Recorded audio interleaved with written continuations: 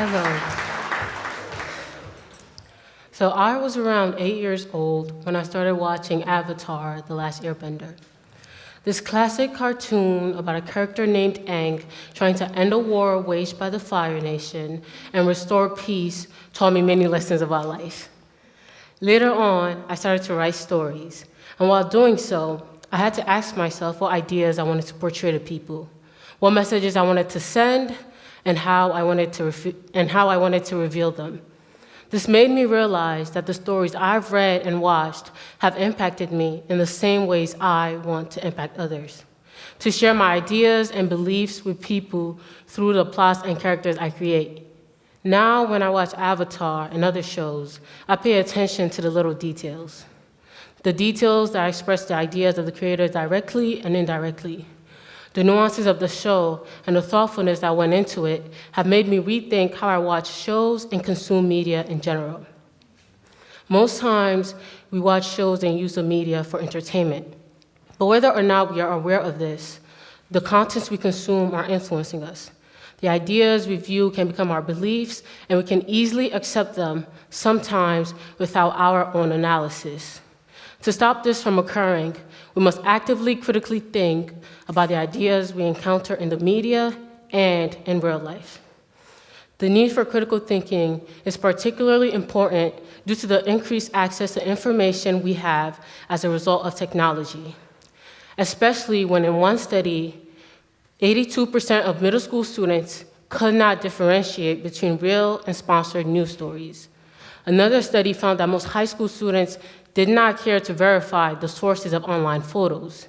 Even college students showed a lack of critical thinking. Out of those tested, more than 80% could not recognize biased media from independent news sources supported by groups as less reliable than a mainstream news source. So what is critical thinking? The foundation for critical thinking has a very long definition right there on the screen. But to sum it up, critical thinking is basically how you understand and analyze information you encounter to form your own conclusions. There are 6 central skills to critical thinking.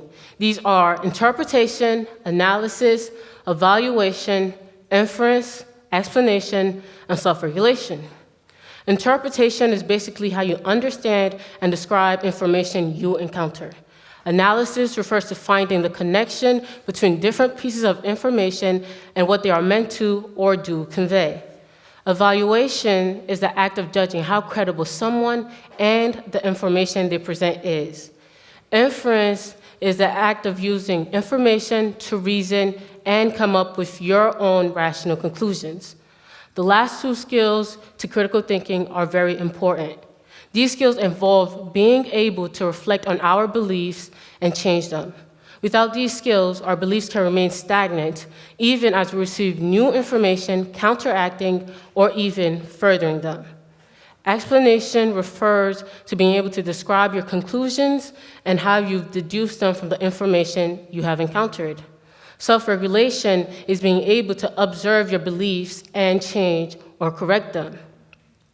By applying these skills to everything we encounter in our everyday lives, we will be better able to understand our own beliefs and notice when we're being influenced. Not all ideas are good, nor are all ideas harmful or dangerous, but some can be. And regardless of whether we actually accept these ideas, we should question them. Everything we hear, everything we read, and everything we see should be questioned. What is this idea or statement actually saying?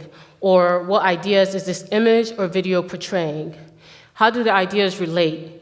Who or what is showing me these ideas? Are they credible?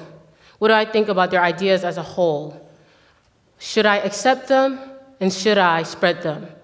These are some of the many questions we can use to apply critical thinking to everything we encounter in the media and in real life. Thank you.